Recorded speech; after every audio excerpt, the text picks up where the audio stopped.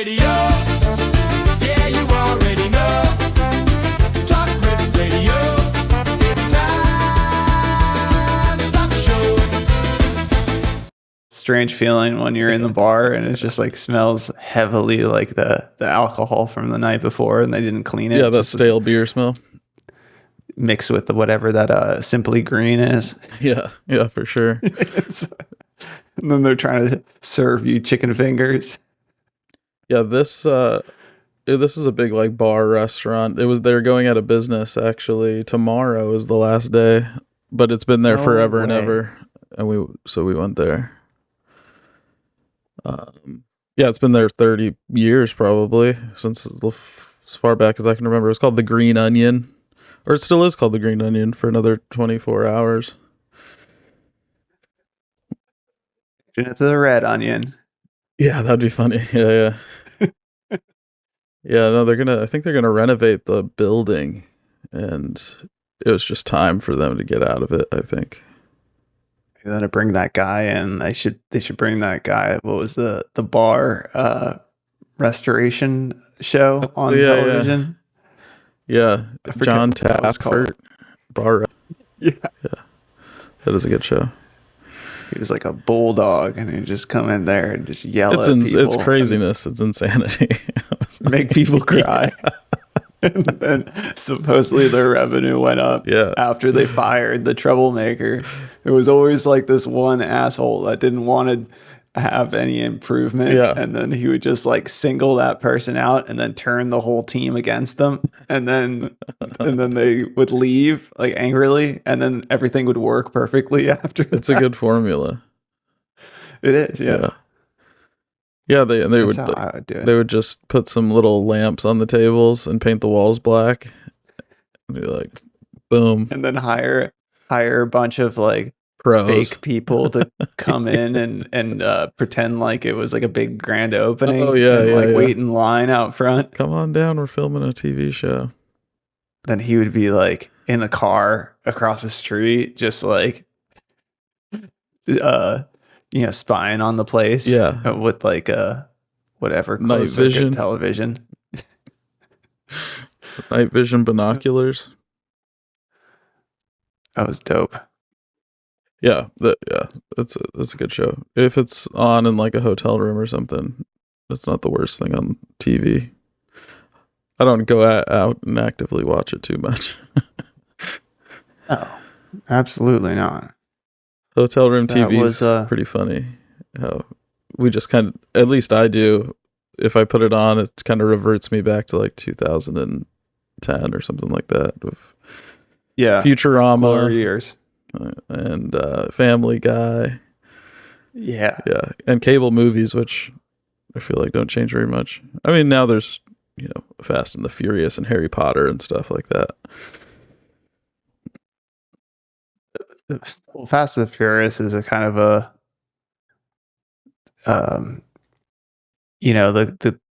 it spans all time basically, because it started in like 98 and then like went until 2016 or something. It's multi-generational. Yeah, like you're watching it with the kids. It's all about family. That's right. That's all that we got. That's right. Everybody was so stoked when those cars went under that tractor trailer. Oh, dude, that was the craziest thing I'd ever seen in my life. Yeah. Up until that point. Yeah. That movie was huge for me. I mean, yeah, absolutely. Yeah. Nas, dude, press the Nas. And then, I remember like there was the whole making of that movie on like MTV probably, and they showed like how they had to lower all the cars to be able to fit under the tractor trailer. Yeah, but they still did it in real time, like in real life. Yeah, it was a real stunt. Someone had to do it. Yeah, I think they built a special trailer too. That was higher up. Oh, that was higher. Yeah, I think so. That's cheating. Yeah, but still they did it, like. Yeah. So we have these crazy tractors out here that are designed for the driver to sit really high up, and then the wheels to go in between rows of corn. So like they can clear the rows of corn. You could drive a normal size car through the bottom of the tractor, because like the It's like a giant Tron that looking thing. The head of corn is probably like 6.5 feet tall. Yeah, for sure. Minimum. Yeah, they can get up there. Dude. But every time I see one, I go around. I pass legally, but shit, you don't have to. Not in my small car. I'd have room to spare. They should remake that movie and just have it about like actual tractors and like people in their cars. Yeah. I'm thinking they could. What if we had a whole trucking fleet or some sort of mass transit fleet that worked like that? So all you would need to add to the existing road would be 2 little places where the wheels could go, and then you could drive underneath it and drive through it. Honestly, I think I've seen some sort of sketch models of that. At least it's almost like a tram system. Yeah. Where like it's on 2 monorails, basically, like you're saying, like there's 2 skis, and then like it's like a whole bus, like it would be like the train line, but it's riding on top of the freeway. But the tracks are on the ground level.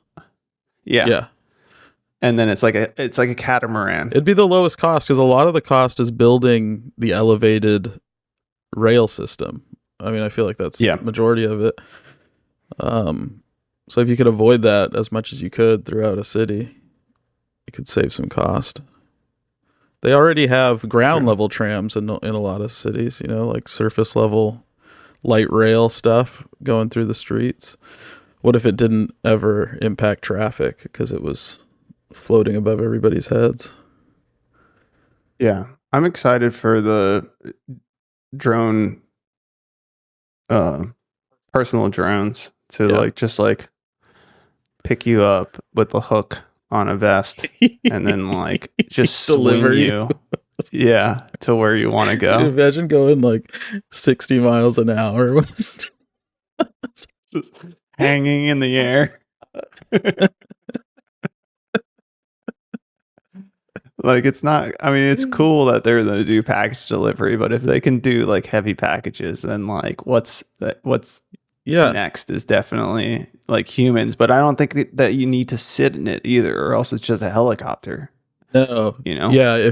Having it pick you up with a hook would eliminate you from really being able to affect it at all or that much. I mean, I guess you could yank on the rope, the cord. The bungee cord. Yeah. But it has a little bungee system. I think if it sensed a shock on the cord that was hard enough, if it pulled hard enough for it would just let go. That was my first thought, but then I thought, no, there should be like an auto land, like emergency light. It's like the bus, like you pull the cord. You just bounce. And if you pull the cord on the bus, then it notifies the driver to stop, make a stop. Yep. That's cool. I mean, have you ever seen that James Bond movie where it's I think Thunderball? Yes, yeah. And at the end of the movie where he inflates that it's like an inflatable balloon blimp. Yeah. Like the new homes for sale kind of thing. Yeah. And then a airplane comes in with like a fork. Yeah. Basically it captures it. Snags the line. Yeah. So if you could do that at your home and just like release a balloon, and that balloon, like any drones that are flying around your area see the balloon, it'll snag it, pick you up basically. Yeah. And then at that point you use your cell phone, or maybe you already like told, the app or whatever where you want to go. I think it would be better like a Uber thing. Like you're texting while you're trying to fucking, shit, I forgot to input. It just keeps flying around. I'm going too far. Stop it. Shit. Somebody put their giant scissors in the sky.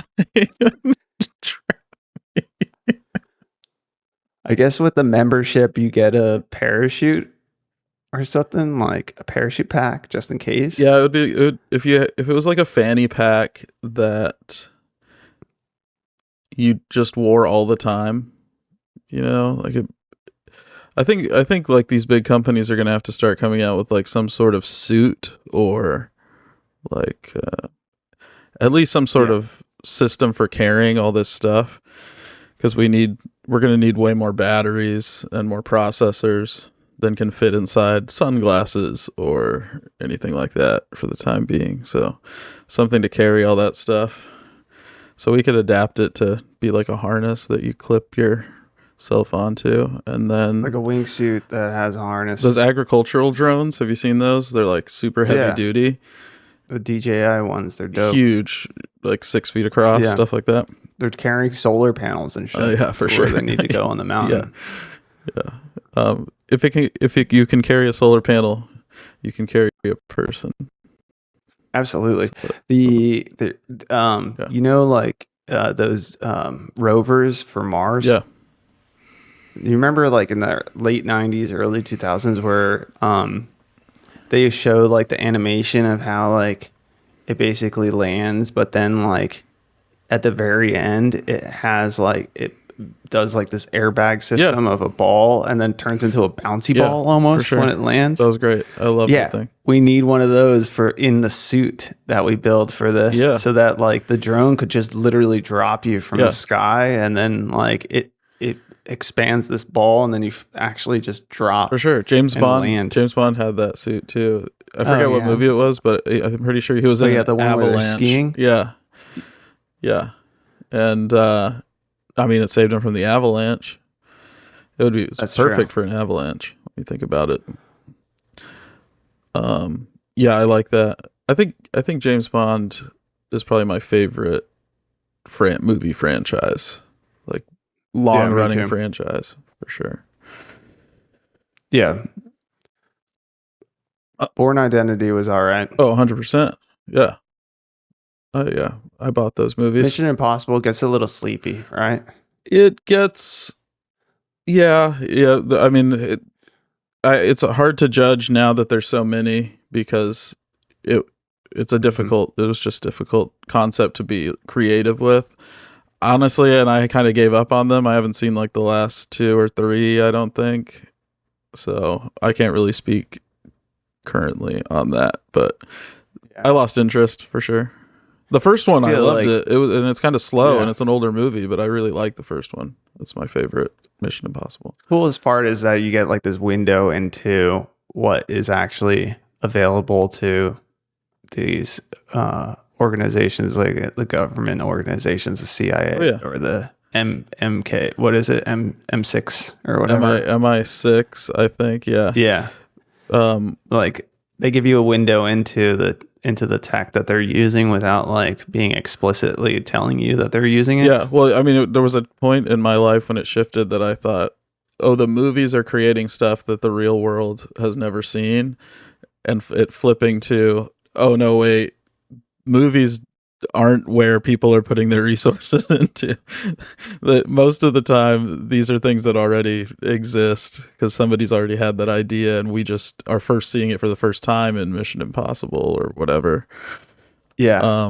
And so similar things with like video games, because I, in like first person shooter video games, it's not futuristic anymore. Like drones that you hold in your pocket, or heads up displays that display where the enemy are shooting at you from, or these things are real life. So it's cool that I guess realizing the flip was the cool part, because I think it's always probably they hire these guys too. I mean, they hire government, they hire CIA, sure. X this, X that for the movie like itself. Oh yeah, I'm sure they do. There's definitely like a connection between Hollywood and these, government agencies for sure. Yeah. There always has been, really. Yeah, I think everybody wants to, the movie guys want to be cool, right? So they attach themselves to the cool army guys. And then the cool army guys they kind of want to be famous. It's just a natural human instinct, right? Because they did the cool part. Now let's do the famous part. So they like hanging out with the movie guys. So I think there's a lot of truth to that. Yeah. For sure. They need to bring back some good movies, dude. There's a lackluster movie scene right now. I saw. I might have talked about this last week. I'm not sure. I took my kids to see Back to the Future, the first one. It's the 40th anniversary. And yeah, just speaking of like things being different now, and it's just really good. It's a really good movie, and I don't really like 80s movies very much. It's kind of, I think the 70s were really good with like The Godfather and sort of all those really high-end dramas, and then the 80s were funny. There was a lot of good funny movies from the 80s, but I really think we blew it out of the water in the 90s and 2000s for comedy, and those just don't hold up since when we were kids, and we had Step Brothers and Talladega Nights and like the 40-Year-Old Virgin, and that's like the funniest stuff that anybody's ever put on film. Written. Yeah, maybe. For sure. Yeah. And just the quotability and like how relatable all the lines are, and like you can throw them into like everyday conversation, stuff like that. The space. Yeah.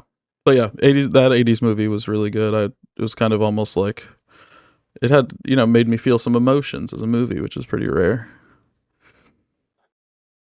There's like rumors about how Trump is actually Biff. Yeah. Yeah. Well, yeah. He was modeled after Biff and Back to the Future 2. I mean, Back to the Future 2, I think, is modeled after him. It's really? Yeah. It Biff's was son or something like that. Yeah, in the future. But then, does that mean that Trump is a time traveler? If anybody had access to it, I guess it would be somebody who made himself president. Like he came back in time and played his cards perfectly because he knew it was going to happen and said the things he needed to say to get elected president. So, sure. Were those rumors about like Trump's great uncle like being the first to show up at Nikola Tesla's house when he died or something and grabbing all of his really documents before anybody? Yeah. That's crazy. Yeah. Yeah, that's crazy, dude. So, if anybody had time traveling or close to time, like a time traveling device, it was probably Nikola Tesla.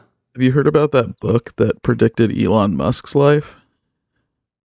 Oh, the one that's like Elon. It's literally like Elon. And he goes to Mars and like, yeah. Dude, what the fuck? What is that called? Like predictive programming or something, where they just release this kind of shit and then like they put it out in general public, like eats it up for like a number of years and then they forget about it and then they release the real fucking person. Sure. That they want to be that, but people are already like somewhat aware of the story. Yeah, it's not shocking. It feels normal, comfortable. They've been exposed to it before. They kind of did that with the like. Speaking of, like the Twin Towers or whatever, where it was like constantly in movies and it was constantly in like music and like with like smoke coming out of it and whatever. Like there's artwork and all sorts of shit with it. Well, what if it's the long con included the 1993 World Trade Center attack? Like let's even do a little mini tragedy here. Well, even still, like, before. Is there a lot of information on that? Because, like, could that have weakened some of the parts of the bottom of the building that, like, people aren't really like? Did they actually like? I don't know. I know it was a big blast. I know that much, but I honestly even don't know a lot about engineering. Like, did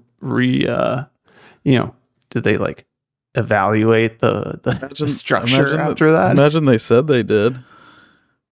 And it looked perfectly weak for 8 years of remaining life. It was like, it could have came down at any moment. Somebody could, like the wind could have just blown it. Like it's too strong one day. I don't know. Yeah, me neither. I don't know. That's why it's fun. They seem pretty sturdy after that from what I saw. They did. A lot of people were working in that building. So, elevators were going up and down, counterweights, people walking on floors. And just the wind, like you said. Yeah. Those things get pushed around all the time, constantly. They like sway. Wild shit though. What other predictive programming is there? I guess there's also like the whole Mandela effect. Yeah. The Sinbad movie. I heard that one again recently. The Sinbad genie movie that never existed, which is crazy. That's my favorite one because that's one that I actually agree with. Yeah. I saw that. Yeah, I'm pretty sure I saw it too. I think everybody. That's great. The other one is the Bernstein bears. Berenstain. Yeah. And then they like tried to fucking swipe that one under the rug. Yeah. For sure. That would be tough to do. But the Elon one is hilarious, like you were saying. It's like a comic book or something. Yeah, it's like old science fiction from the early 1900s, I think. Yeah, there's a lot of crazy points. I don't have them pulled up in front of me, unfortunately, but of just points of similarity. Coincidence? I don't know if you call it coincidence. I mean, it's a little bit too much to handle. It's not a common name, either. No, and he has the least common story of any man and it follows his life pretty much.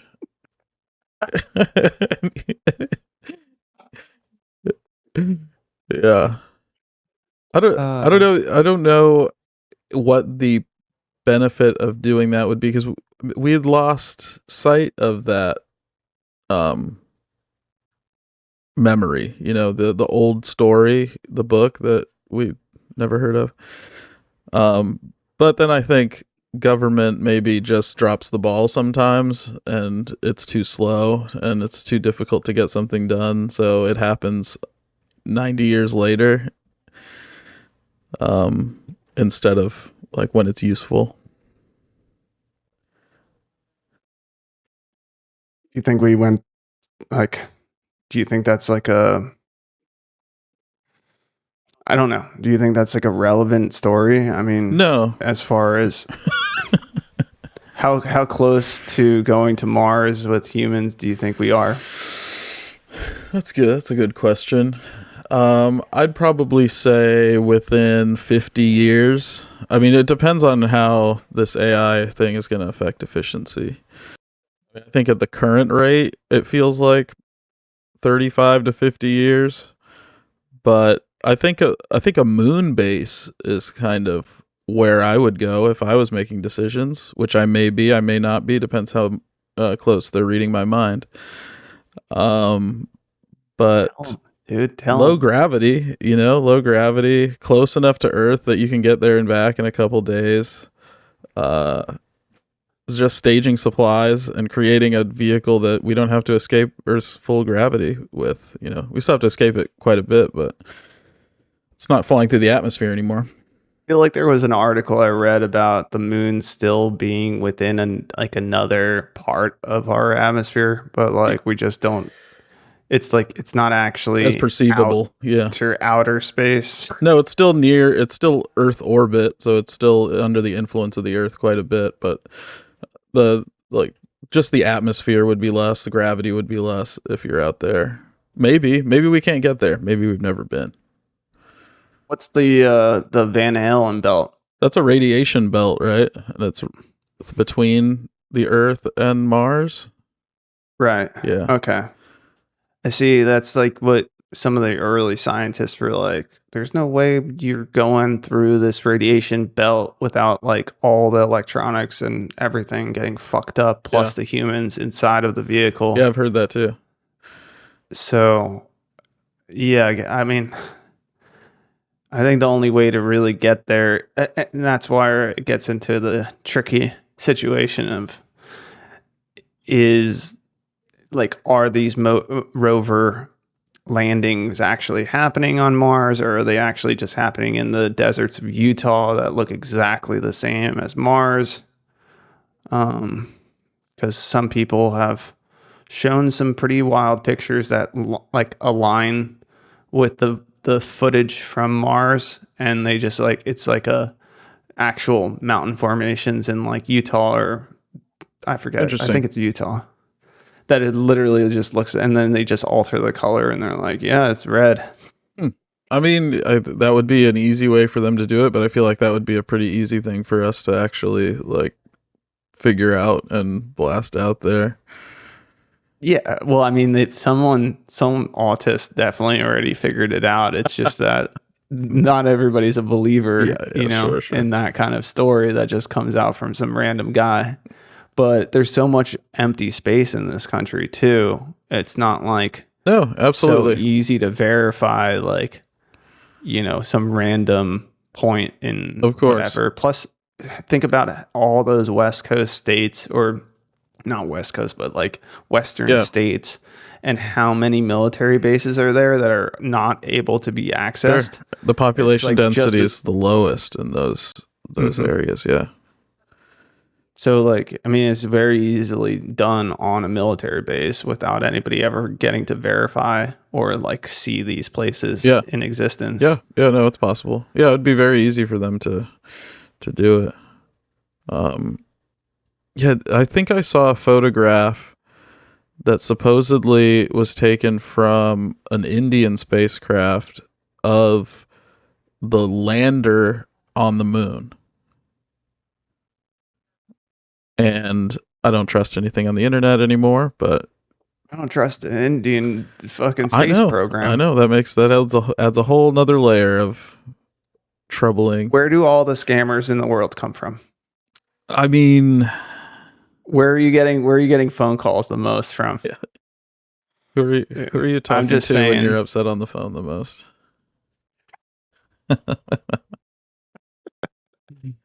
I mean, first of all, it's so like the whole like new age, like we're going to the moon is like all like the countries that are so untrustworthy, like China, India, Russia. Like, it's not like it's some reputable, like, I don't know, like Canada doing fucking moon landings. That's because by being disreputable, they've gained enough capital to invest in these exploits, right? Yeah. I mean, I think it's a big, it's definitely a way for people to come together on this planet, for sure. I think so too. So I don't think that it's a negative thing, even if they did fake all of the shit. It's just, it's definitely a way for us to increase our technological output, increase the camaraderie between countries, all that kind of stuff. It's a noble pursuit. And a lot of people, I think, work for these organizations that, have good intentions. Absolutely. There's scientists that want to figure cool stuff out. That's what always confuses me is, where does the buck stop with the conspiracy? Like, how far down the chain until you're not allowed to actually know that what you're doing is bullshit? Right. But a lot of these people, what they do is they're not like the astronauts in the space shuttle. They're the guys on the computer screen see a dot blipping across the screen, and they're like, yeah, things are working. His oxygen is up, or whatever. It's an Excel spreadsheet that is constantly updating with numbers. Yeah, here's some numbers, and they're working out. Yeah. They're in the optimal range. I mean, who do you really have to actually control is like the 5 astronauts or the 3 people that are in the vehicle. I don't even think you might need to. I mean, for the moon landing, yeah, but right. Does anyone know when they're out there? Like, could they fake it even for the astronauts? Well, as a kid, I definitely had the best of times going into those little like rooms that have the seats that move up and down and left and right, and there's a screen that like makes you feel like Yeah. And like the actual vehicle in the mall would like flip around and do some shit. We have those. So it would be so easy to make people feel like they're going on some epic ride. They build these incredible simulators for these missions. Like that's like to practice. Most of the money goes into this program to just fake it already. Yeah. Right.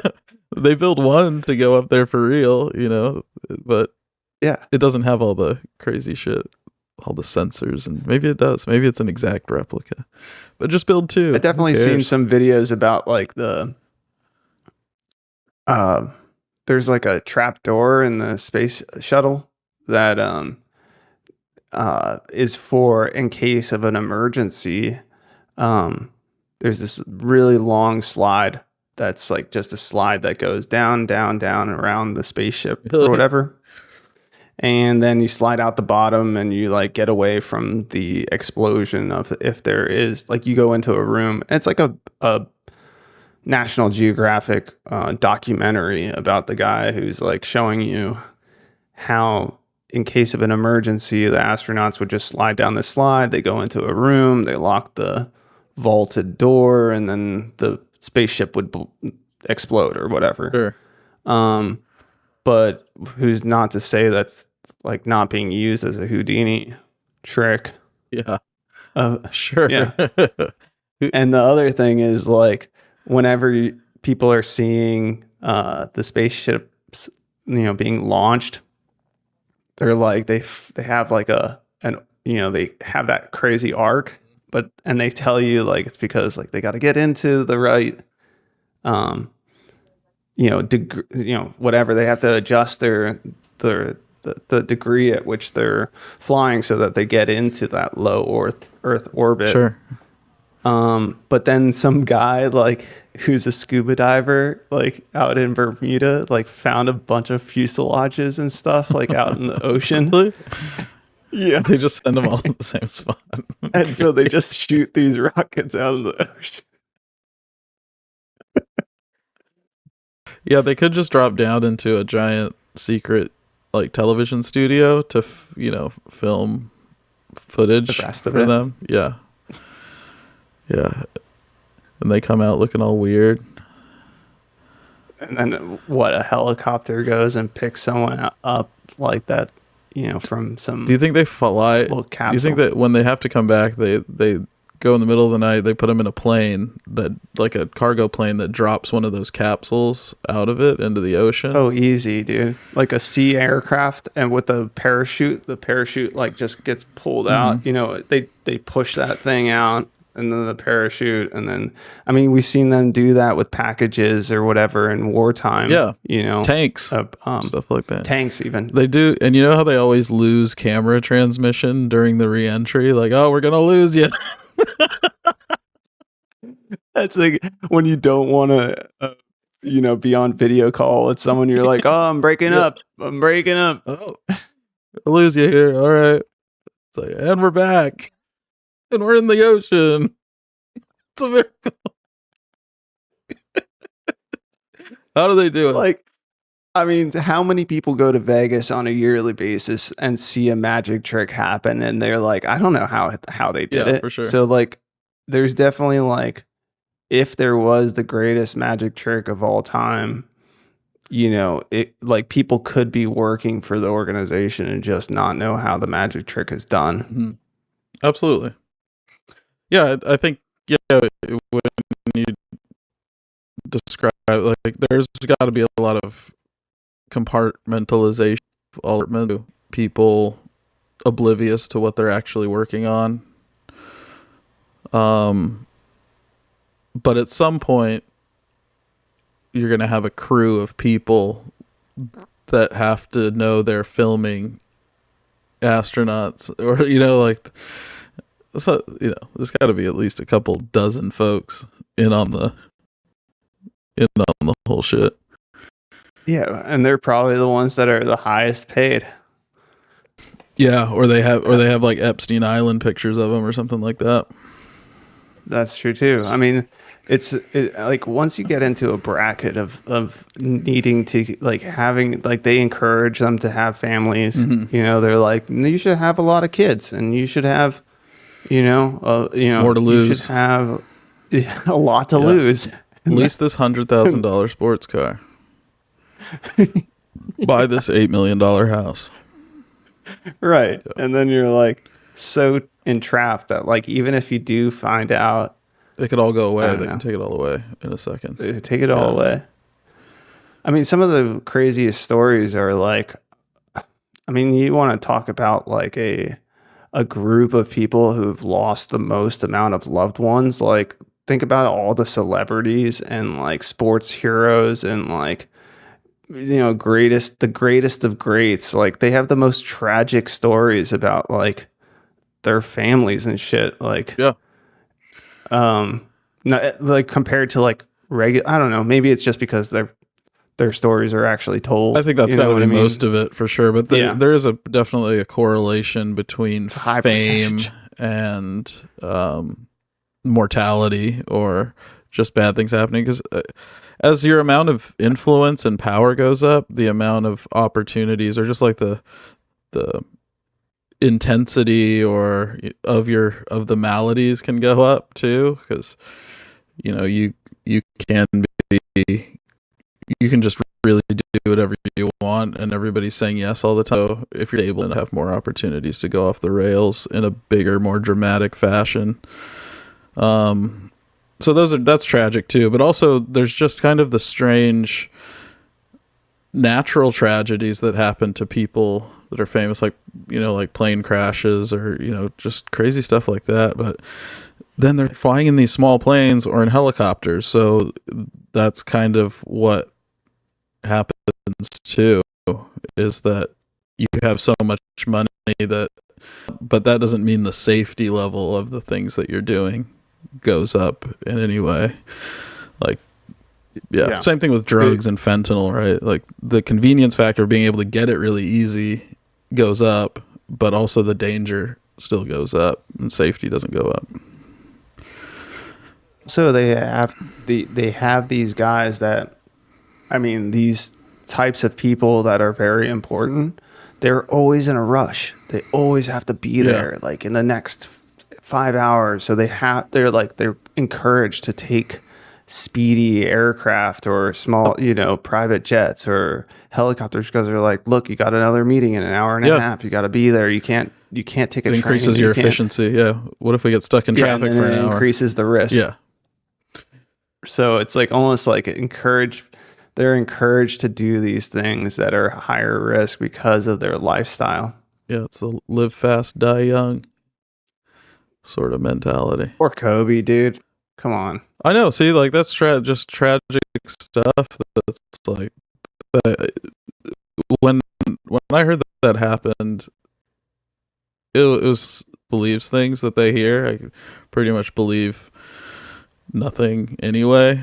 So when something actually happens that I genuinely feel like, man, this can't be real. Like it's a pretty rare time for me. So yeah, that was a wild one. I was like, man, we were just going to start to get to know the real Kobe, you know, like he's locked in playing basketball, right? Nobody's getting in the shell. He's just got to focus on winning. That's it. Yeah. And then he like retires and, you know, it's a big deal. And you just feel like, man, as soon as his like kids were older, maybe like see him on TV shows and see him like doing more interviews and podcasts and stuff like that. And then something we're all looking forward to, I think. Just can't get any of that shit now. A positive note, like that's the coolest part about Tom Brady, like getting into being a sports announcer and stuff. Sure. Like his input from the announcer side of things is so cool, man. I know. I really like it too. Yeah. Like, and in the way that he talks and stuff, it's like very clean and like very direct, but like sophisticated in the way that he words things compared to like, you can't even understand some of these older heads. You know what I mean? Sure. Like their words are all like scrambled and they put you to sleep. And this guy comes on the scene now, young guy. And it's awesome. Yeah. Unlimited football knowledge. in his, in his prime of, not his athletic career, but his, his longevity of life, kind of figuring out what he's doing. Yeah, it's really good. He's Troy Aikman used to be that guy a long time ago, and then Tony Romo came around, and he was pretty good. But I think Tom's really mute. I think it's, what is it? There it is. Still mute. Okay. He's probably good at everything he does, right? Like, he has to be the best. He's so good, man. Yeah. Did you see the roast of Tom Brady? No, when was that? It was a couple of years ago now, I think. It's really good. You should see it. It's on Netflix, I think. It's probably one of the funniest wild things that I've seen. And it was live on Netflix when it first came out, so it added a little bit more of extra, like, oh my God, what are these guys talking about? But they really hold nothing back. Like, the jokes are my style of jokes, just really, really inappropriate. I love the roast. Yeah. They were big back in the day, Comedy Central roasts. They were, dude. Yeah. Probably shouldn't have been watching them. Sent you a picture of that Andrew McCarthy photo that he took on. He's a Did you? Yeah, that's super awesome. Yeah, I saw that a couple days ago. Actually, that's really a cool photo. So for our fans, our listeners, it's a photo taken through a telescope where somebody who's skydiving was shot in front of, the photo was shot in front of the sun, and it's literally a guy floating upside down with a parachute, a silhouette of him with like the plasma sun behind him. It's nuts. Yeah, it's a heavy filter on the sun, so you can actually see like the swirling sunspots. And there's this guy, looks just like he's free falling, like face down past it. That's not faked. No, I hope not. No, it's not. There's even a video of him taking the picture of the setup. What is those parasail plane? Like a parasail with a prop. Parasail. And it's like a two-seater. Yeah, they could probably do two-seaters. Like the Fly Away Home plane. Yeah. So they did that, and the guy jumped out the back of it. So it was completely planned and had a video even. Cool. Yeah. It's nuts. Yeah, that's super cool. It's I'm staring at it right now. It's pretty mesmerizing. You posted a few good photos on here. Yeah, there's a lot of interesting stuff that happened. There's the Hawaii volcano erupting again. Mm-hmm. That's dope. Is this 1,500 feet in the air? Yeah, in a giant like V shape. That's pretty crazy looking. That's nuts. There's probably some like cool things you could make out of it with the smoke if you were to freeze frame the video from time to time. What about this one from Afghanistan? The Kandahar, Afghanistan, 1925. See, this is crazy. It's probably a. Do you think it's real? A 30-foot marijuana plant that looks like a giant bud is from 1925. Yeah, it could be 30. It could be more. Like if these guys are 6 feet, probably not. 1925. They were probably all like 5'3". I mean, it definitely could be real. Like, I mean, the plants. I mean, if there was anywhere in the world where they were able to grow, crazy plants like that, it would be, whether it's India or Afghanistan, Yeah. That's where it all kind of originated from. Yeah, Pakistan, places like that. I think it's just Kandahar, Afghanistan. Yeah, it's a tree. It looks like a tree, like a it's a huge nugget. What do you call those, arborvitaes? Those trees. Yeah. Or like a cypress. Or but it's a huge nug. Hell yeah. I mean, that thing probably... Those guys are going to have a great time. Yeah, that thing probably weighs, I don't know, what do you think, 10 tons wet or something like that? It's the size of a dump truck. Like like the mining dump trucks. Yeah. Those, Jesus Christ. For sure. I mean, none of them look like stoners either. They don't. They're all except for the guy on the right. You see the guy on the far right? Oh, yeah. The guy with the wide brim hat with the baggy clothes on. He's just happy to be there. He's like, oh, when can we break into this thing, man? He's like waiting patiently. His hands are like in front of him, just folded in front of him. That's funny. I don't know. The guy on the left in the white shirt up on the ladder at the top of the ladder, he looks pretty into it, but he's probably... I think he's smiling. Yeah, he's more like the big, like, he's the guy that grew it, you know? He's a stoner, but he's also really good at what he does. I feel like he's hugging it a little bit. He is, yeah, for sure. And he's posing for the picture. He's like standing, hugging it and smiling. Man, that's like when we have those competitions with the largest pumpkin, you know? Yeah. There's like that kid that just standing next to the pumpkin that's just loving life, and like this pumpkin's massive. I feel like that's his face right there. You know, if you kind of look at it, if you look at this very front, like little nugget on there that's facing us down, probably in the bottom third of it, it does kind of look like it's made out of smaller colas. Yeah. And I'm also thinking this is probably the worst weed anyone maybe will have grown by fucking volume. Dust storm or two come through. Sand, and then just the fact that, like, if it's like, what if it's like zucchini, where if you grow it too big, it gets bad, you know, or like a pumpkin, you know, you probably can't eat it. The inside's all fucking rotten. Yeah, it's been growing for like 30 years. Just getting pollinated over and over again too. So it's just, that's why it's funny. It says the world's largest ancient petrified marijuana. It's like unsmokable. Yeah. It might as well be a sandcastle. Was it already petrified back when this picture was taken? I think so. So it's like dinosaur, like fossilized, like it's from dinosaur times.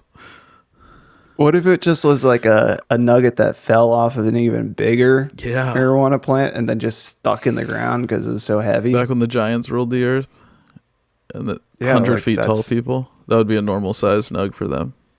That's a normal size nug. Yeah. That's one of the ones that fell out, like when he was breaking it up to put it in the pipe. He was probably pissed he lost it. Fucking fell under his couch. Or in the grass or something. In the rug, you know, when it used to get like, you know, you'd be like breaking apart and then like fucking piece falls off and it gets hidden in one of your like rugs and you're like, God damn it. You find it like 3 weeks later, it's unsmokable. Yeah. It's brown. I mean, I'm sure you've had like a whole tray spill before, like that you're breaking up. I mean, I can't think of a time specifically, but I'm sure that's happened to me.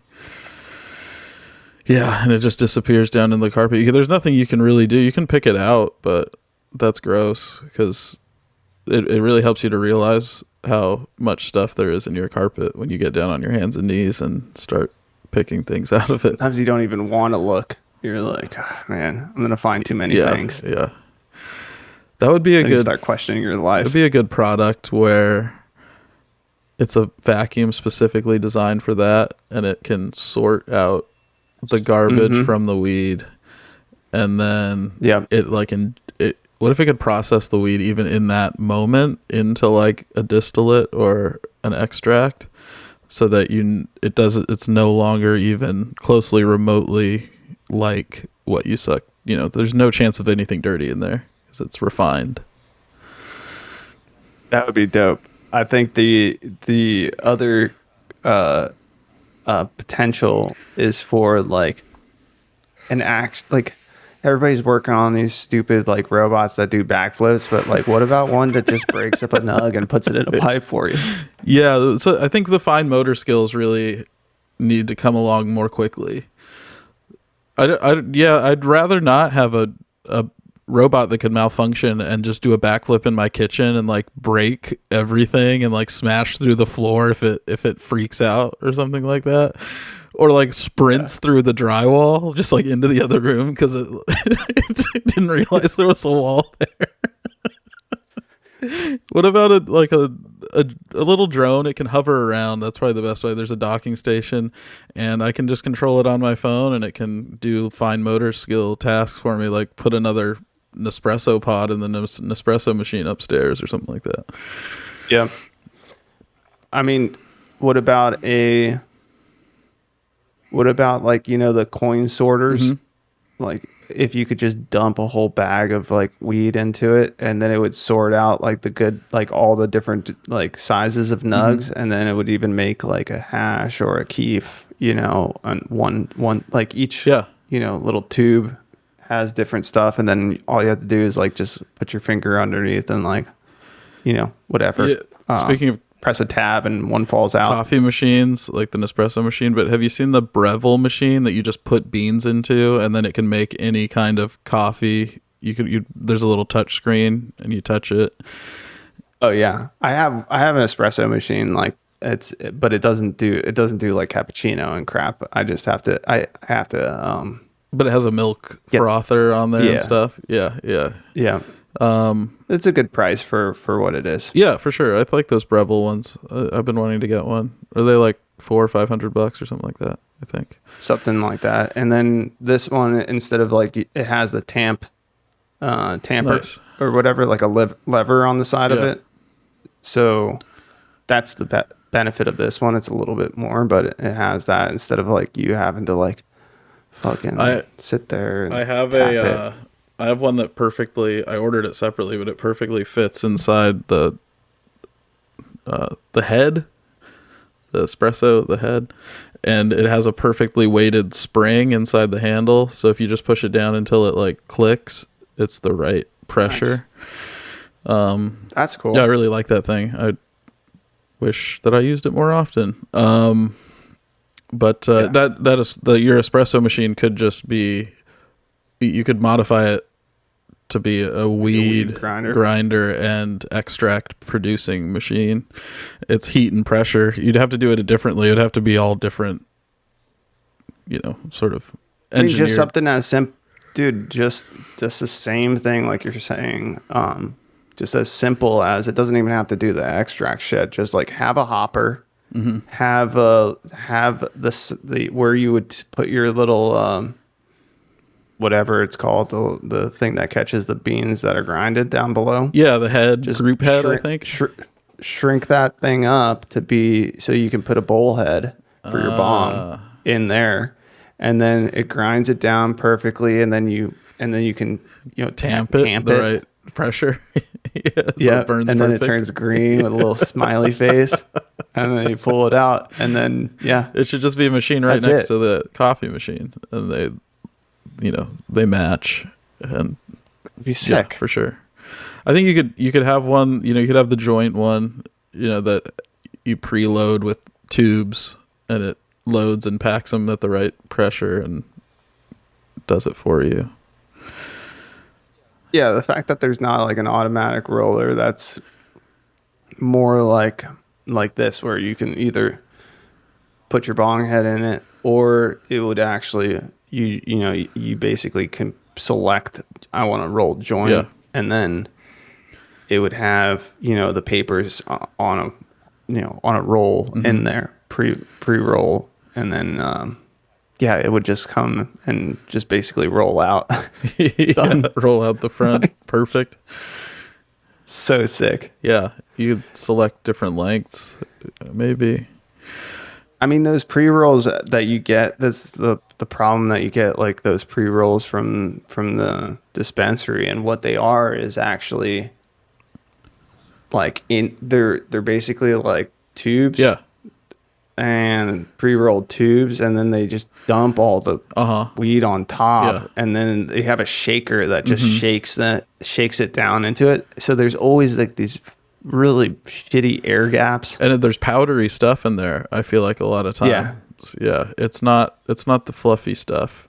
So if it was freshly shredded, I mean that's the best thing. Put that on the marketing right there. Yeah, freshly shredded. That's next on the list because, they like adults need. I mean, like fun toys. Like we're the ones with the money. Things. Yeah, the one with the money. The adults have the money. All these cool things for kids. Make some stuff. Make some cool, fun stuff for adults. I know. Pool table technology hasn't changed in 100 and something years. You know, like just cooler stuff.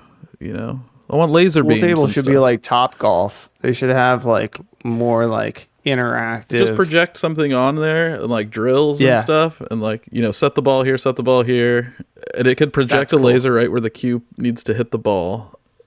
And you can put on a coaching thing. Yeah. That's sick. That would be cool. Yeah, that's a good one. I mean, there's a picture here that I took of, or screenshot, because the people are getting really into these, they're like small excavators, like miniature excavators and stuff. The Temu excavators? And they're like RC cars. Yeah. And like people just love them. Like they go out and like they'll create whole construction sites with these RC cars, like sandbox style, and it's adults playing with them. Yeah, for sure. And they're like doing jobs and stuff. Yeah. Yeah. You're like, dude, you could just make money. But like, yeah, like hobbies are so funny because like I love hobbies in a way because they're the thing that you could make money with and you just decide not to. Yeah. It's tough. A lot of hobbies are like that. Yeah, for sure. Sports as hobbies is a little different. I feel like it's hard to be a professional sports to make money on it. But for sure you could, if you're building little tiny race cars, you could go and work and build big cars. But the thing is, when it becomes work, it becomes less fun. The only reason it's fun is because nobody's telling me what to do. I'm invested in this all by myself. And then locations too for like jobs and stuff. That's why they like something along the lines of this one where of this like RC excavators and stuff. Like I did see videos and stories about how people are doing remote work, and they're basically doing real autonomous, like doctors are doing surgeries from different states. Yeah. Like they're like doing construction work, grading jobs and construction jobs from remotely with like through a computer screen in a separate place. Yeah. I really like, and it's been out for a while, but the 3D printed concrete walls for houses, and it doesn't have to be concrete, right? It can be like hemp or something like that. Hempcrete. Or petrified marijuana. I mean, that's hemp. That's pretty much what hempcrete would probably be. That would be a cool like fossil to have in your great room of your mansion. Just this, and you decorate it for Christmas and stuff. This giant weed nug. Dude, even like just building materials that are obscure, I think is a good one. Just like, oh, dude, this house is awesome. What'd you make it out of? It's like, oh, I crushed a bunch of seashells and fucking built a wall. Yeah. Wow, is that whole room Coca-Cola bottles? Yeah. Yeah, that is cool. People aren't doing enough with like sea glass. I feel that's a really cool product for sure. Like to actually create things like a mosaic kind of tile situation. I wonder how much or just sprinkling in as an aggregate in floor tile. Sure. I wonder if people manufacture sea glass. I'm sure you can buy it. We should be able to. Yeah. Just that would be a That's a great recycling point. thing. You can get it. It's trash. It's low cost material, and you just put it in industrial tumblers. Yep. Yeah. That's a whole business right there. That is. I mean, yeah, you could just get some like modified dryers or something from a laundromat that's going out of business and just turn them on. That's it. You'd need some off-grid electricity if you wanted to really just buy a laundromat, right? You buy a laundromat, board up the windows, and secret illegal sea glass. What if big glass comes down on us and we're trying to edge in on their market, right? And they want to steal our ideas. We do stained glass windows. They don't do that anymore. It's true. We could have different colors of sea glass, and create and then like basically fuse it, make it into Backsplashes. or epoxy it together. Sure. And then it turns into a stained glass window. Hell yeah. We should 3D print the stained glass windows again. Either like the frames for them.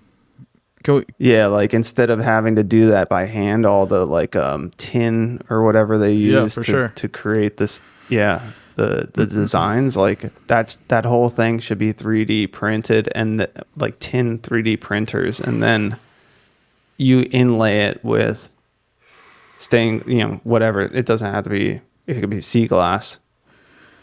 The stained glass makers of the world are gonna have a problem with it, but Big stained glass is coming after us. You just have to be careful who you offend. You never know who really has the power.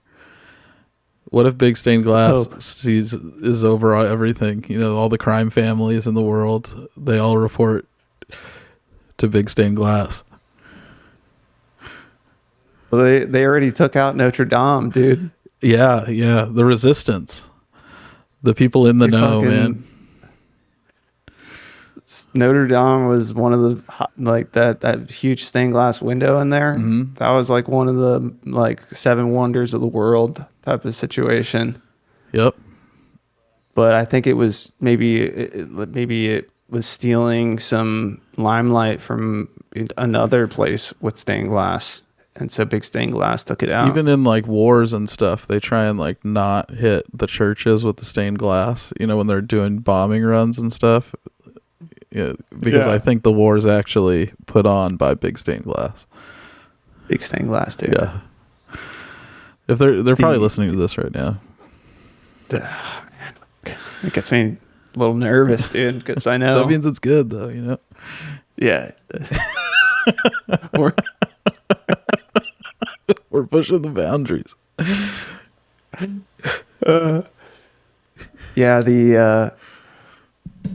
Yeah, big stained glass. There was something I was thinking about. Something that wasn't total nonsense. That's not. I mean, the thing is that like, I wanted to say how there is like lots of talk online in different places about the stories about how the vibrations from the old bells. Mm-hmm. That were in the churches and the cathedrals and stuff, and how those bells, like the frequencies of ringing from those bells, was actually healing people and causing people to like have a good life and yada yada yada. Yeah. All right. There's like a lot of positivity around these bells, and then they started taking them down, and their whole reason was they were melting them down to make weapons for war. Yeah. So they needed, a lot of, of steel or iron or whatever they're made out of. But, some people theorize or speculate how they were like just basically tearing down these bells to be able to like, whether it's Big Pharma or whoever, but like, to keep people sick and depressed, basically. That's that would be dastardly of them. That would be some Dr. Evil shit. I mean, big stained glass. It's true. They came after the bells, dude. They were like, they tore them down. They said, no, you got to stare at my stained glass windows. I mean, yeah, really, they did steal a lot of the limelight from Big Bell. See, AT&T used to be Pacific Bell. Yeah, for sure. And then they even were like, "No, we can't even have Bell in the name." And then tear that down too. No more bells. You don't really hear about bells a lot anymore. No. And even the bells that like churches do have today, it's like a speaker system with bells ringing. Mm-hmm. But if anybody's listening to this and you like bells, click that bell icon under this video. Like, subscribe, and hit the bell icon. Screen. You'll heal. You're healing us. If you're from our nonsense, anti-big stained glass. Oh, the other thing is like the cymatics from the stained glass windows. If you look at like water and the vibration, or the like snowflakes, how when they freeze, they have like, they basically create the shapes that are these stained glass, like that stained glass windows replicated. Yeah. And so, like when you put a certain frequency into on a plate with sound, and then you have sand on top, it will like create these patterns, and those patterns are replicated in the stained glass windows. Cool. So people think that like these stained glass windows are actually showing what some of these healing frequencies, or frequencies that are important to humankind. It's like a secret language inside of the stained glass windows. And it could be like decoded, sort of like a core sample of that time, or those frequencies that were going through it. Yeah, or maybe when those churches had the bells ringing above, if they were making the glass, they were able at that time. They were able to create the patterns inside of there to create the stained glass windows that they actually installed. Cool. I don't know. That sounds like bells and stained glass used to be friends, and then something happened. Yep. And they had a big falling out. Yeah, it's sad. I just wish we could all work together. But, these giant organizations keep putting us against each other. Well, I think making us choose sides. Well, what they did was they told you need to pray. Yeah. They were like, don't look at the stained glass windows. Don't listen to the bells. You need to pray and give tithings. And that's how you're going to make it to the afterlife. And people are like, what?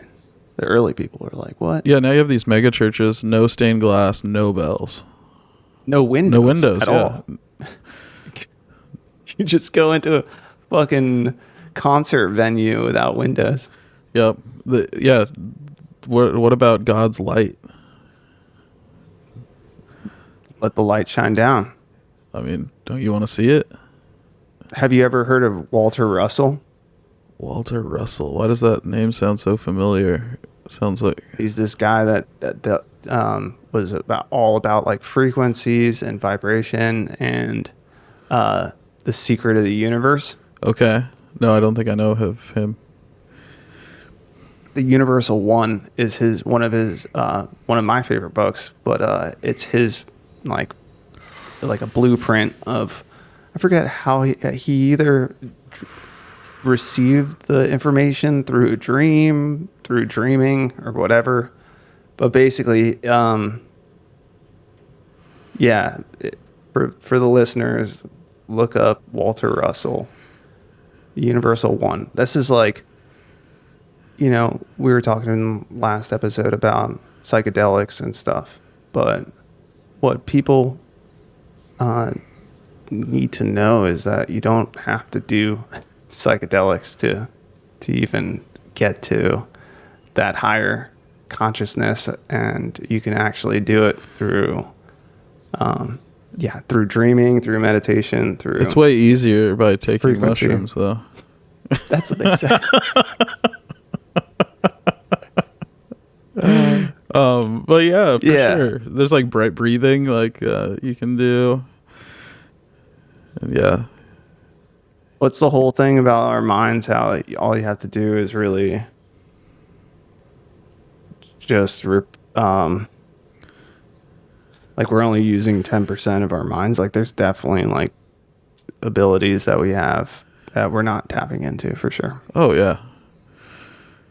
I don't know if even psychedelics will get you there. I think there's like even further without, I mean, just like inherently within us. But maybe, again, it has to do with bells and stained glass windows to get there. That's true. Wish we had more of them. I'm going to go look. I'm going to go research that after this. Cool. What about some of these other stories that we were sharing together? Did you find anything interesting? Yeah. I mean, it's all interesting.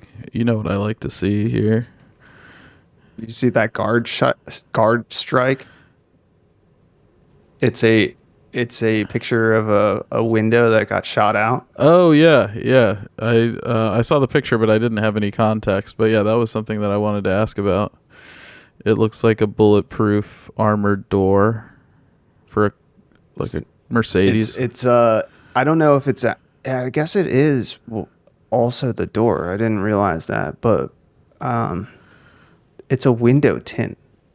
You can tint your car, and it's creates bulletproof Really? glass. So like any car can get retrofitted. That's cool. With this guard strike tinting. Yeah, but I guess if it works, if they put it on the metal also. That's interesting. I wonder how it works. Because usually it's many layers of things. That's what stops bullets, like soft body armor, bulletproof vests, or that picture down below, glass like is multi-layered. If you look down at the bottom, though, I think they showed different calibers of bullets that it's actually preventing. Gotcha. Yeah, I can't really see that closely. Let me try and open it a little bit larger. Look it up too, real quick. Guard strike. Because from what I'm seeing, yeah, those look maybe like pistol rounds. Guard strike is a new lightweight drop-in ballistic armor and window film system from Ceramic Pro, designed to add bullet resistance. Okay, resistance. Yeah, there's nothing to vehicles. You just need a bigger bullet, or really a faster bullet, and harder. That's pretty cool, though. Fast and hard. That's the way you get through stuff. All right. Well, it looks promising. I think that's I think it's a cool idea. Yeah, the ability to just retrofit an existing vehicle without like spending the big bucks to make some sort of material that you can put on it. There's a new bullet, speaking on this subject, that I watched a video on. There's a big culture around Wildcat cartridges. They're called Wildcat cartridges, where you modify an existing case and you put a different size bullet in it, and you create your own custom sort of bullet for exactly what you need. But yeah, it's basically a 9mm shell that's squeezed down to hold a 6.5mm bullet, and then inside of that is an even smaller bullet, which is I think like 4mm, and the remainder is made up by a sabot, a discarding sabot, so it falls off of the bullet after it leaves the barrel. So you can accelerate this tiny little... The double impact? No, it just falls away. It works to seal the gas in the barrel and impart spin on the small bullet, but then as soon as it leaves the barrel, it falls away. Then you have this really tiny, fast projectile left that's still flying towards the target. And there, you can make it out of anything. Like popular stuff is like tungsten. Tungsten goes through stuff really well. But you need the bigger one, the 6 millimeter or whatever around, or the 9mm around it to get it up to speed. So the 9mm case holds more powder and it fits in a ton of guns right now already. So that's a popular choice. But then also the 6.5mm size, it serves, there's a lot of, it's fluid dynamics really, but there's a lot of science behind it where if you make the actual barrel of the gun too small, then the rate that the powder needs to burn it burns too quickly and it fills that volume too quickly. So it just creates problems with reliability and cycling, and you can overspeed things too and overpressure things. So by making the barrel larger, the gas just expands in a more predictable and easy to manage way. But then really what you want is something super small going super fast, because it's dense and it's small. Yeah. And the faster you can get it to go, the better it works in car doors or windows or deer or bad guys. I see. Because it's small, and like you want it smaller is better in that situation, because it would penetrate like through a target easier. Yeah, or something like that. Yeah, so there's a lot of different things, advantages like cross-sectional density and like how much wind can be imparted on it, and like sort of the cross-section ballistically of it. So it would do better in these situations like that can break through like with different types of it breaks through the, like you're saying, thermo or the armor. Mostly it's typically marketed as anti-armor piercing somehow. Yeah. That reminds me of the idea I was talking about, where it's like if we could just use like rocket launching, rockets to launch, similar to how we launch satellites into space with like Falcon rockets and stuff, but then like in the top adding a drone into it instead of a satellite, and then so it gets to the target super quick, but then a drone can come out of the front of it. Yeah. And then deploy a big old drone somewhere really quick. Yeah, and then so it's not using all of its fuel like for the traveling to get there. Sure. I mean, moon base would really shorten the time to get to anywhere too. A moon base, yeah.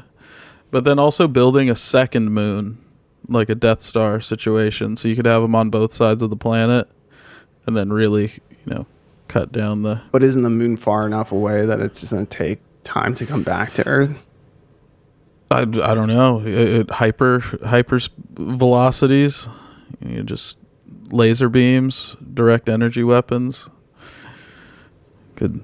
If they could do what they did in Willy Wonka and the Chocolate Factory, where they like actually put these like vehicles through a laser beam, and somehow at the other end of the laser beam it like reorganizes itself into the thing, like a helicopter or whatever. Teleport it. Yeah, like you couldn't do a living person because the brain's too complex, but you could send like a nuclear bomb or something like that. That'd be pretty scary. Or tanks. Like you use like fiber optic to send a tank through to the field. Drone tank. They need quick 3D printers. Yeah. Where like you could just build vehicles like from sand in a desert or something like that. Yeah. If you could shoot energy through like a sand, like some sort of readily available thing, and it could molecularly like bind it together into like a structure. Yeah. Like that would be cool. Like quick fortifications. Like it's like you need, like sandbags like are protecting people like in war or whatever. Like you can actually create some sort of fortification around, like if you're getting ambushed, then you like quickly. It would look a lot like that tractor you could drive through. Yeah. Yeah, it quickly builds up mounds and like and actually like a beehive circle, like it like creates a little base somewhere. Yeah. And you could get it there with a rocket. Then you'd only have to send one rocket and it drops one of those things, and it just starts building in the middle of the desert or the middle of the woods or whatever. Or if it does it from a satellite. So like the satellite itself shoots down the laser, like laser beam creates the yeah. So from space, so you don't have to like take out the enemy as much as protect your own soldiers that are on the ground. And it just runs off solar at like radiation or something like that. It's like a mirror, and it just redirects the sun. It's going to be hard just not to be like, okay, this is a weapon and we're just going to shoot it at the bad guys. No, it's just for creating forts. It's a defensive thing. Yeah. No, definitely. It's going to be used for both purposes, but I think that, I don't know. Yeah. There's got to be directed energy weapons that are like in development for sure. Like there's no point in actually, I don't know. I think there's way more opportunities to use solar in a way of, to use solar as a weapon rather than using bullets. Mm-hmm. Because there's an endless supply of bullets if you can harness the sun. Like, yeah. As long as it's not cloudy. That's true. But everybody should take a break when it's cloudy and stop shooting at each other. It's like a natural truce. Yeah, I think it's going to be crazy if we can have nuclear reactors be like man portable. You could have a backpack with a nuclear reactor on it, because then you could have like a laser energy weapon that you could shoot like a rifle, kind of. Yeah, that's cool. For sure. It's like some Terminator stuff. Mr. Freeze from Robin Hood. Yeah. Mr. Freeze is from Robin Hood? Oh, sorry. Batman. from Batman. It's like, I just imagine like an old medieval Mr. Freeze, like steampunk Mr. Freeze. Fucking arch. Yeah. Frozen arrows. Frozen arrows. Yeah, it's interesting. It just made me think. I really enjoyed that video about that new 6.5 millimeter bullet that I heard about. Mm-hmm. But then I thought it is really kind of violent in its nature when I was trying to explain it. I was thinking it's really just for shooting through armor and like soldiers killing each other is what it's marketed for. And like, that's not, why am I so interested in that when it has such a negative connotation? But I mean, if it's already out there, then it's gonna get used. So, it's kind of the nature of weaponry. Yeah, and the fascination with it, I think, is natural. I think most American dudes enjoy war stuff and History Channel and how it's made and watching cruise missiles launch out of ships and stuff like that. I think that you should be able to just scoop up like sand from the desert and really just create sand guns. And so like the bullets are that small that it's literally just sandblasting your enemy. That's super crazy velocities. Like it liquefies it and turns it into just like a molten high pressure glass rope that burns through stuff. Because it's going so fast. Or if it can individually shoot out the individual grains, pieces of grains of sand. Yeah, I mean, think about how many you could actually fit in a paintball hopper. I wouldn't want to get shot with that or with anything really. So, yeah. If the goal is to get the other person not to want to fight anymore, sandblast me, I guess. Sandblasting would be shit, dude. It would be the worst. I mean, actually getting shot with a real gun is probably high on the list, but somewhere underneath that is getting sandblasted. Or torched, I guess. Yeah. Fire thing is not cool either. I was thinking that they were shooting them so fast that it heated up the sand. Yeah. No, I like that idea. Yeah, like you're putting them through there so quickly that the friction just glass. Or this 3D printer like Roomba basically scoops up sand and then casts bullets from the sand, just presses like golf ball size, or heats it up and then creates it like on the spot. So then you just have unlimited ammunition while you're going. And it is like a big paintball gun, like a 200-pound man could like carry it like a real gun. It's just super high powered, just blasting sand like rocks at people. Yeah, or I guess it could be like a catapult system. Yeah, where it's like snowballs. So it's like you drop this, from a sea aircraft. They drop it into the desert. It just lands like a crate, opens like a rover, whatever, like a Mars rover, and then it just starts scooping sand up, creating little sand balls or glass balls, and then it's able to just fucking launch them. super speed. And then like the artillery teams would be guys with the or the mortar teams would be the guys with the water balloon launcher, the 4 rubber bands. Got a whole fucking dude, that's like the army of the future, is just literally just rubber bands and fucking sand, molten sand balls. Yeah, well, after there's nothing left, after it is just a nuclear wasteland and it's just glass and sand anyway, you're gonna have to get creative. Got to find a rubber tree though for those rubber bands. That's true.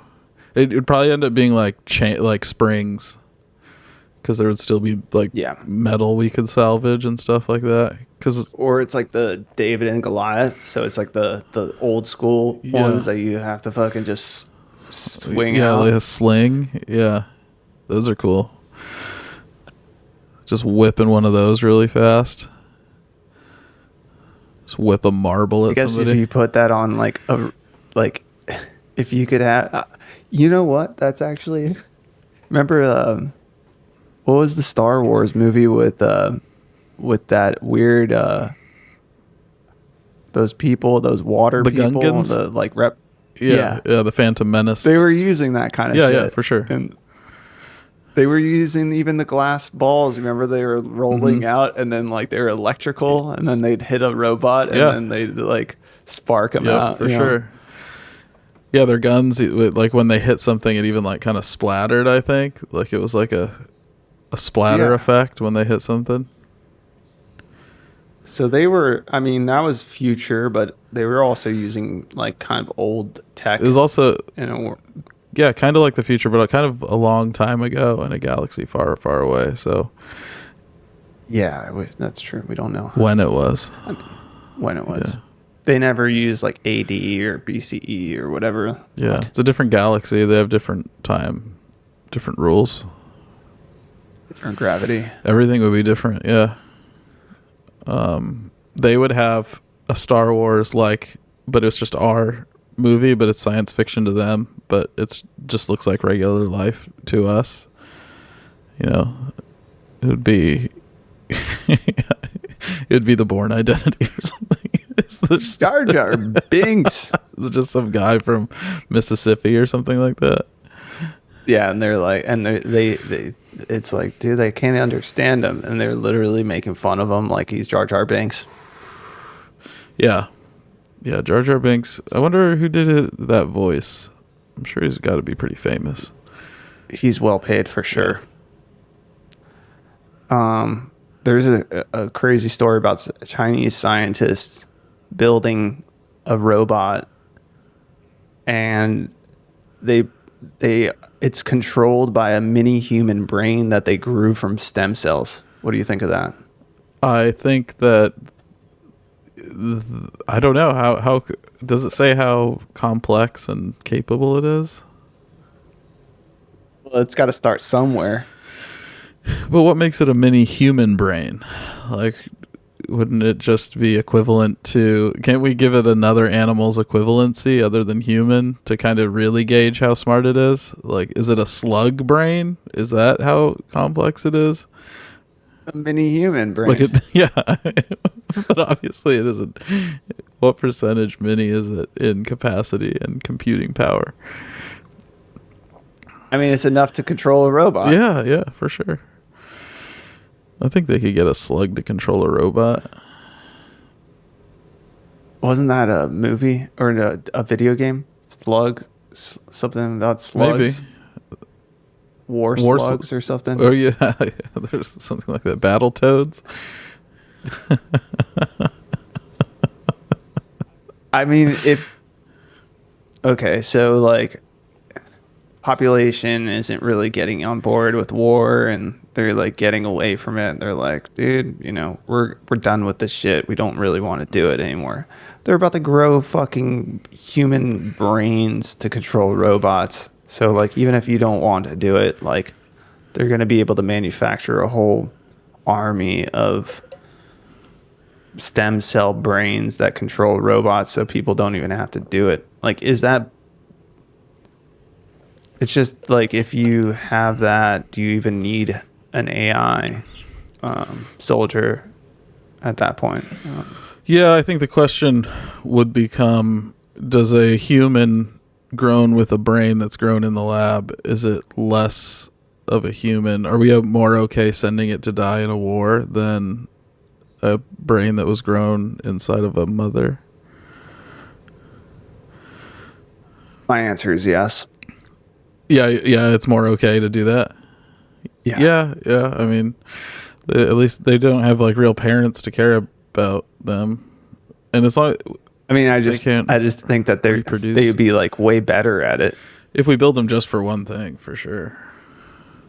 Yeah, they're trained on one thing and one thing alone, controlling this robot. What if they have like hopes and dreams and stuff? Well, then you got to do something about those ones. Yeah. You got to send them off to a re-education camp. And I think China would be the first on the list to do that.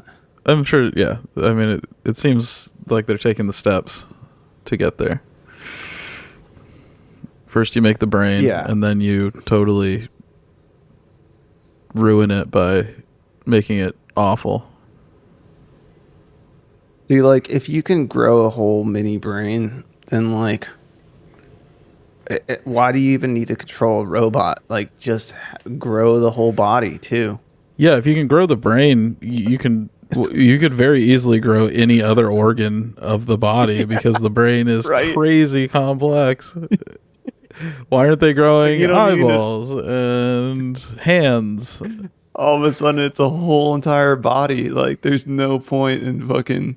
And then they're really just calling a human. They probably did do that, and they're like, but this human isn't like a real human, They're calling it a robot, but it's really just a flesh, like a stem cell human. Yeah, that they grew in a lab, and they're calling it a robot. Well, the thing is that the story is hidden by saying the main headline is Chinese scientists just built a robot, but then the really concerning part is hidden underneath, controlled by a mini human brain they grew from stem cells. Like, who gives a shit if it's building robots? The fact that you even made it is insanity. Like, why are we talking about the brain? Why do we care all about the robot that it just built? Right. Oh, they're trying to dupe us, man. We're being bamboozled. What do you think Earth's gonna look like in like the next 20 years? Do you think it's just a bunch of stem cell humans that are like, you're like, hey, how'd you get, like, what's your story? What's your family all about? They're like, I don't know my family. I was born in a lab from stem cells in China. It'll be interesting because they would have a tendency eventually to reach some sort of perceived genetic perfection. So we would just kind of have this sort of strange super race of like 6'6" buff people all walking around that like don't have memories or a family history or any sort of, genetic kind of abnormalities or anything like that. So it would create two different classes or races of people. I'm not saying they would be better than us other than the fact that they were, custom made to be whatever you wanted them to be.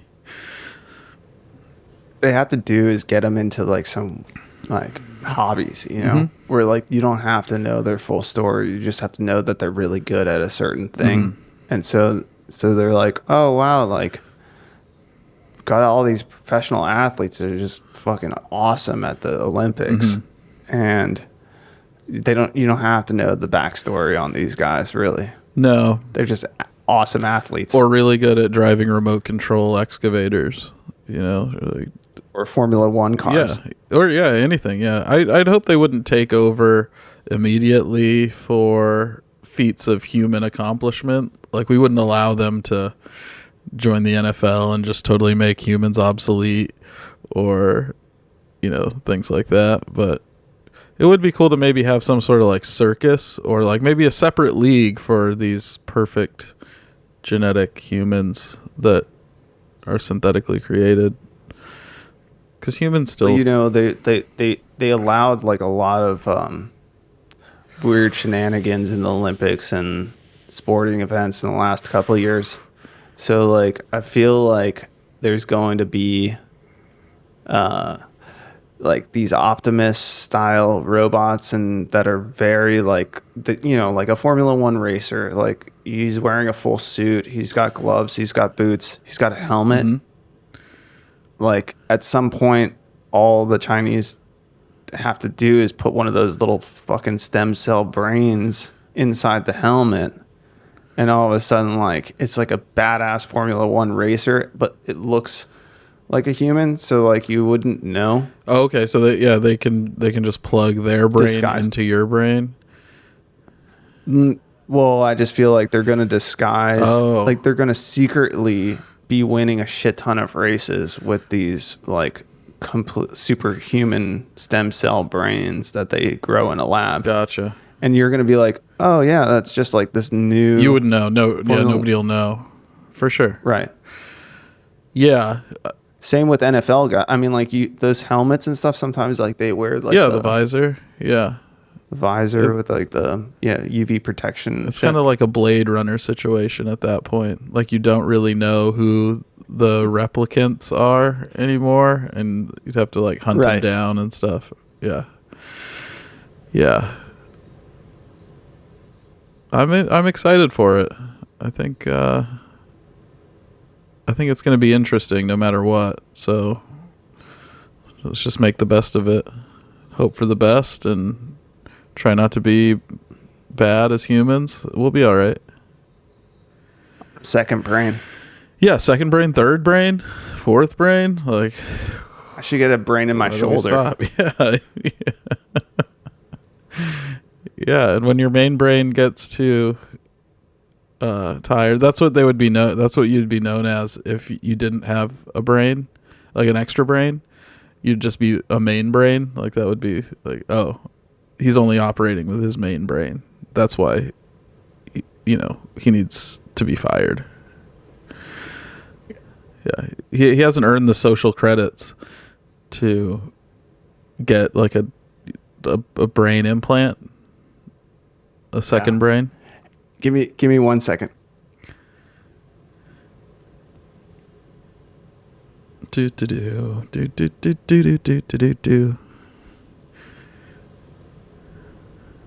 Go ahead. Oh, yeah. We'll cut it. We'll come. No, that's okay. I did a little interlude song in the middle there. Nice. A little scat. Yeah, I don't know. I don't know where I was because we were just talking about getting extra brains, and at that point, I need an extra brain. I think actually I support this. If I could get more brain capacity, I think my life would improve.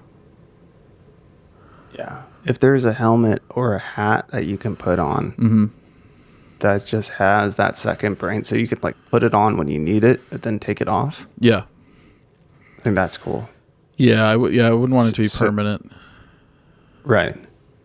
I think the Neuralink kind of thing that they have going for them is cool, but like that takes an implant. But if you could just use a hat or a helmet that you could put on, like a thinking cap. Yeah.